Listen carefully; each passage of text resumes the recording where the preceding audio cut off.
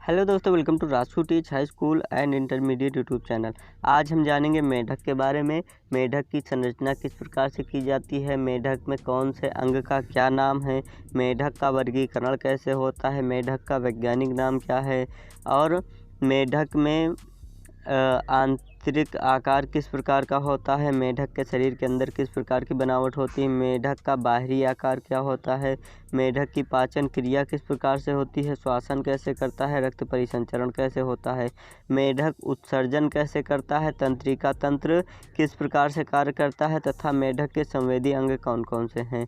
आज हम जानेंगे मेढक प्रजनन कैसे करता है, उसके प्रजनन तंत्र कौन कौन से होते हैं, मैथुन कैसे करता है तथा निषेचन करता है। इसके साथ साथ में हम जानेंगे मेढक की संरचना बहुत ही आसान तरीके से।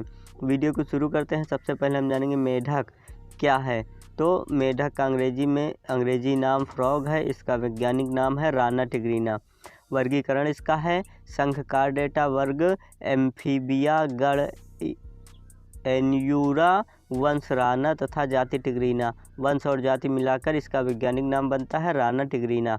इसका आवास के बारे में बात करें, कहाँ पर पाया जाता है, तो यह गड्ढे, तालाब, दलदल व नम स्थानों पर पाया जाता है। यह समतापी प्राणी है। ये अनुहरण की क्षमता होती है इसमें। ये जल व थल दोनों आवासों में रह सकता है क्योंकि ये उभयचर होता है। इसके शरीर की बाहरी बनावट कैसी रहती है, अगर बात करें इसकी त्वचा के बारे में, मेढक की त्वचा मुलायम, नम और लसलसी होती है। त्वचा पर अनियमित धब्बे होते हैं। निचली सतह हल्के पीले रंग की होती है। मेढक पानी नहीं पीता बल्कि त्वचा से अवशोषित करता है। मेढक पानी पीता नहीं, त्वचा से अवशोषित करता है।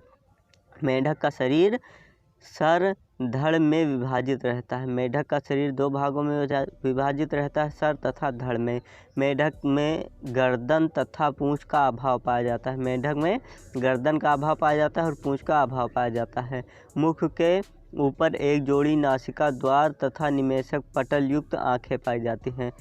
मुख के ऊपर एक जोड़ी नासिका द्वार पाए जाते हैं तथा आँखें पाई जाती हैं जिनमें कि निमेषक पटल होते हैं और आँखों के दोनों ओर कर्णपट्ट उपस्थित होते हैं जबकि बाह्यकर्ण का अभाव होता है। इसके आँखों के दोनों तरफ आँख के हल्का नीचे, जैसा कि आप देख सकते हैं वीडियो में, कर्णपट्ट पाए जाते हैं, लेकिन इनमें बाह्यकर्ण का अभाव होता है। इनके कान बाहर निकले हुए नहीं होते हैं। मेढक में दो जोड़ी पैर पाए जाते हैं। अग्रपाद व पश्चपाद होते हैं जो गमन करने तथा गड्ढा बनाने में सहायक होते हैं, साथ साथ तैरने में भी सहायक होते हैं। अग्रपाद में 4 वेश्म तथा 5 उंगलियां पाई जाती हैं। अग्रपाद में 4 व पश्चपाद में 5 उंगलियां पाई जाती हैं। पश्चपाद में झिल्ली युक्त संरचना पाई जाती है, जैसा कि आप देख सकते हैं। ये तैरने में सहायक होती है।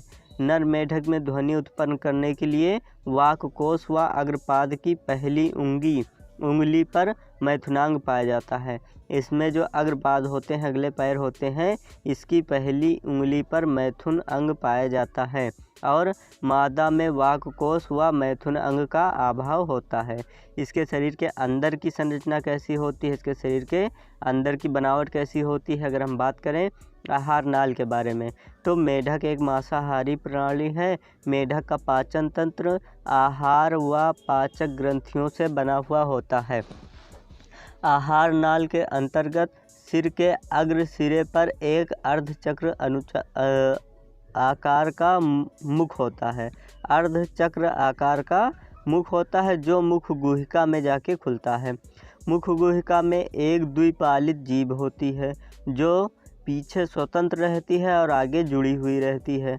मुख गुहिका में 2 जबड़े होते हैं। मुख गुहिका में 2 जबड़े होते हैं। ऊपरी जबड़े में दांत उपस्थित होते हैं जबकि निचले जबड़े में दांत का अभाव होता है। मुख गुहिका ग्रसनी में खुलती है। मुख गुहिका कहाँ खुलती है? ग्रसनी में, जिसका अग्रसिरा ग्रसिका से जुड़ा हुआ होता है। ग्रसिका थैले के समान अमाशय में जाके खुलती है। अमाशय आगे की ओर आंत्र मलाशय तथा अंत में आवस्कर द्वार में जाकर बाहर खुलती है।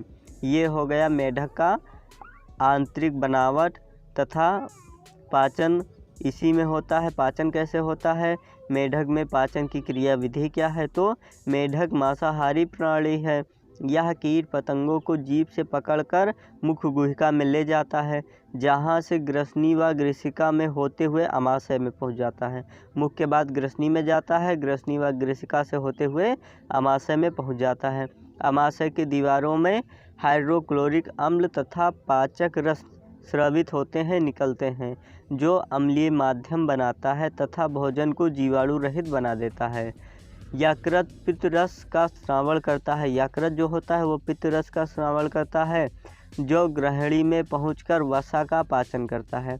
अगर वसा होती है तो उसका पाचन कर देता है।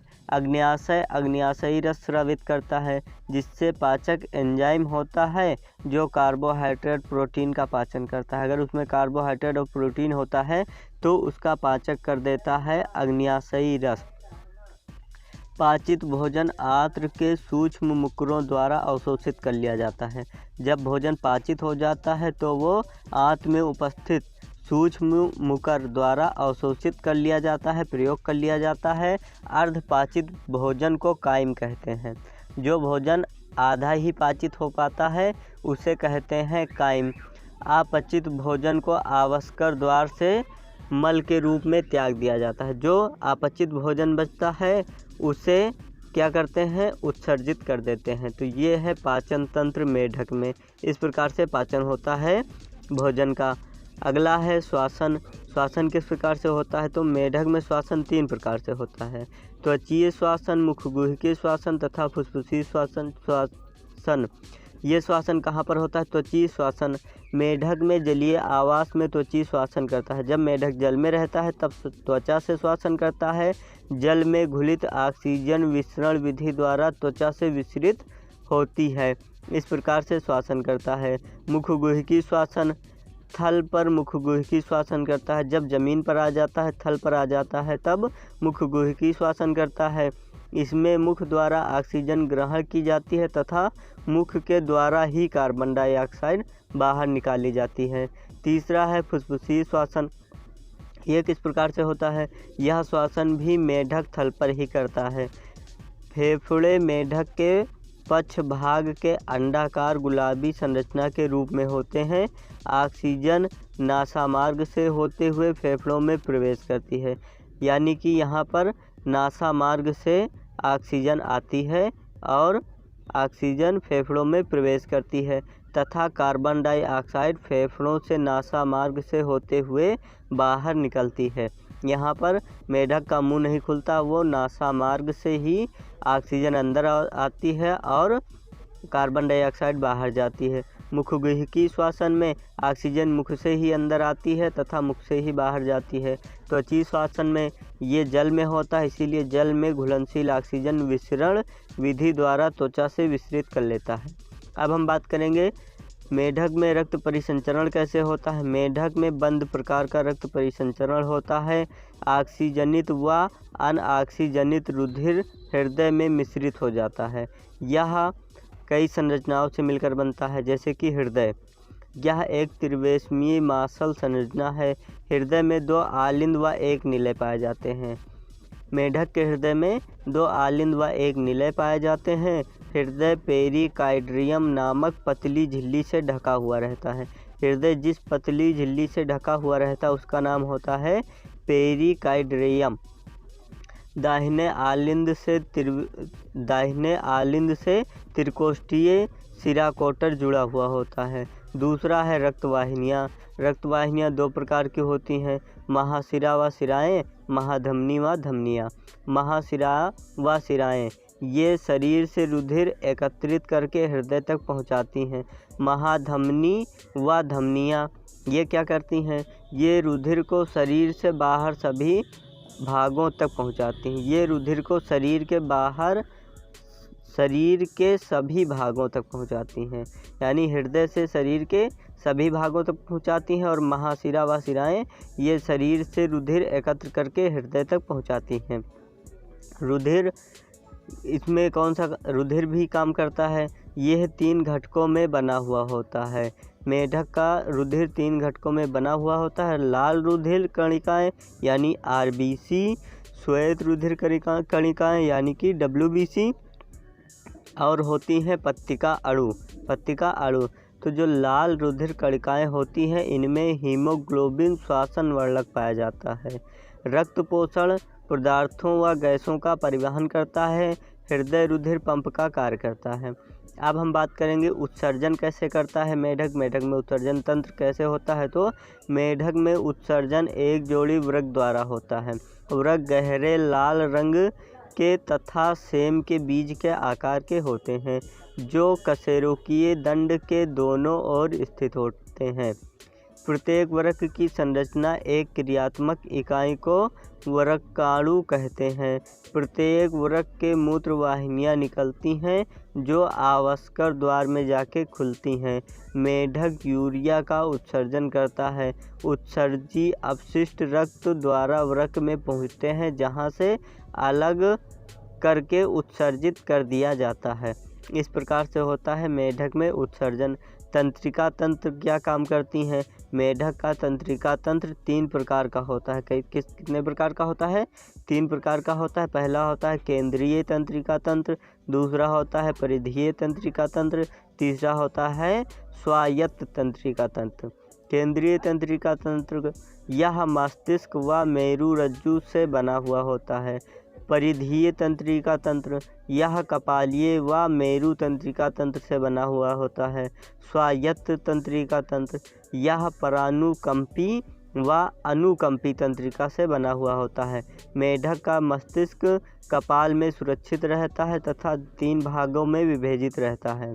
मेढक का जो मस्तिष्क होता है वो कपाल में सुरक्षित रहता है तथा 3 भागों में विभाजित रहता है। पहला होता है अग्र मस्तिष्क, दूसरा मध्य मस्तिष्क तथा तीसरा होता है पश्चिम मस्तिष्क। अग्र मस्तिष्क यह घ्राण पालिका 2 प्रमस्तिष्क गोलार्ध डायन सिफेलोन से बना हुआ होता है। मध्य मस्तिष्क इसमें एक जोड़ी दकपालियाँ होती है। इसमें एक जोड़ी क्या पाया जाता है, दकपालियाँ पाई जाती हैं। और जो पिछला मस्तिष्क होता है पश्चिम मस्तिष्क, इसमें अनुमस्तिष्क व मेडुला ऑब्लांगेटा होता है। मस्तिष्क में 10 जोड़ी कपाल तंत्रिकाएँ पाई जाती हैं। पिछले मस्तिष्क में 10 जोड़ी कपाल तंत्रिकाएँ पाई जाती हैं। संवेदी अंग कौन कौन से होते हैं मेढक में, तो पहला होता है त्वचा जो कि स्पर्श ज्ञान करता है, दूसरा होता है जीभ जो कि स्वाद का ज्ञान करता है, तीसरा होता है नासिका उपकला जो कि गंध पहचानता है, खुशबू पहचानता हो, और चौथा होता है नेत्र जो कि दृष्टि ज्ञान करता है, देखता है कि क्या सामने है, और होता है 5वां कर्णपट जो कि सुनते हैं, संतुलन बनाने का कार्य भी करते हैं।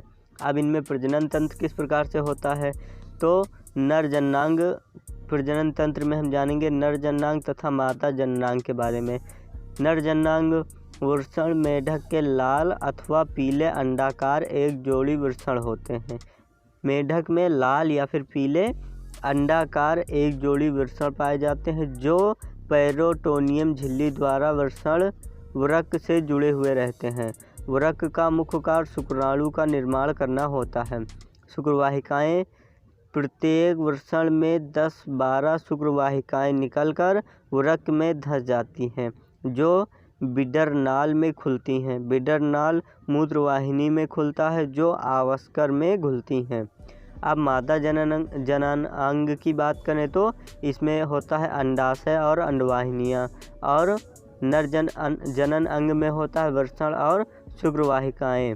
तो अंडाशय के बारे में बात करें, मादा में एक जोड़ी अंडाशयें पेरिटोनियम झिल्ली द्वारा वृक्क से जुड़ी हुई रहती हैं।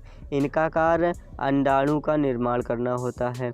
अंडवाहिनी एक जोड़ी अंडवाहिनी होती है, जिसका एक सिरा अंडाशय से व दूसरा सिरा आवासकर में जाके खुलता है। मैथुन एवं निषेचन क्या है तथा किस प्रकार से होता है मेढक में, तो मैथुन वर्षा काल में जुलाई से सितंबर माह के मध्य होता है। इनमें मैथुन कब होता है, वर्ष में जुलाई से सितंबर के मध्य होता है। नर वाक कोश से ध्वनि उत्पन्न कर मादा को आकर्षित करते हैं। मैथुन के द्वारा नर मैथुन अंग की सहायता से मादा की पीठ दबाता है, जिससे मादा उत्तेजित होकर तथा नर भी उत्तेजित होकर क्रमशः अंडाणु व शुक्राणु आवासकर द्वार से जल में घोल देते हैं। इसे मिथ्या मैथुन कहते हैं। इसे क्या कहते हैं? मिथ्या मैथुन कहते हैं। मादा एक बार में 2500 से 3000 अंडे देती है। निषेचन जल में होता है। लार्वा डेडपोल कहलाता है। निषेचन जो जल में होता है इसे क्या कहते हैं? लार्वा डेडपोल कहते हैं, जो कायांतरण के बाद वयस्क में बदल जाता है। ये जब इसके काया का अंतरण होता है, बदलता है, तब वयस्क में बदल जाते हैं। अब अगर हम बात करें मेढक का आर्थिक महत्व क्या है, तो ये कीटों को खाकर फसलों की रक्षा करता है। मेढक क्या करता है? कीटों को खाकर फसलों की रक्षा करता है। परिस्थिति की तुल्यन बनाए रखता है, परिस्थिति की तुल्यांक बनाए रखता है तथा इसमें मांसलपाद मनुष्यों द्वारा भोजन के रूप में खाए जाते हैं। इसके जो मांसलपाद होते हैं मेढक के, वो भी बहुत सारे मनुष्य खाते हैं। तो ये आज आपने जाना मेढक के संवेदी अंग के बारे में, मेढक के उत्सर्जी अंग के बारे में, मेढक के बारे में आपने जाना कि इसके रक्त परिसंचरण कैसे होता है, आपने जाना श्वसन और पाचन के बारे में, आपने जाना इसका शरीर अंदर और बाहर से किस प्रकार बना हुआ रहता है, तथा आपने जाना वर्गीकरण और वैज्ञानिक नाम क्या होता है। इसके साथ साथ में आपने देखा कि मेढक की संरचना किस प्रकार से की जाती है। तो वीडियो अगर आपके लिए उपयोगी है या आपको अच्छा लगा तो लाइक ज़रूर कर दें, और ऐसी ही वीडियो पाने के लिए Rasu teach high school and intermediate channel को सब्सक्राइब ज़रूर करें। और पूरा वीडियो देखने के लिए आपका बहुत बहुत थैंक्स, शुक्रिया, धन्यवाद।